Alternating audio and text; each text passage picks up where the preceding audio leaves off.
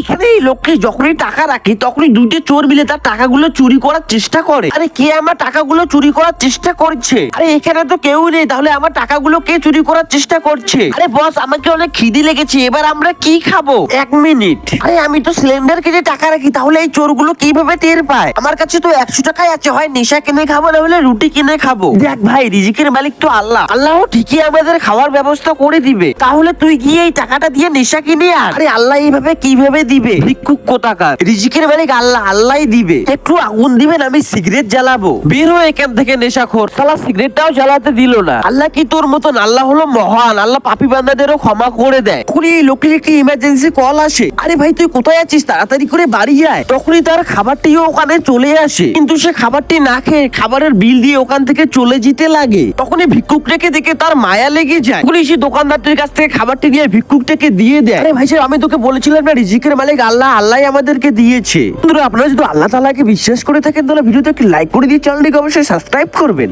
কমেন্টে আল্লাহ লিখে যাবেন।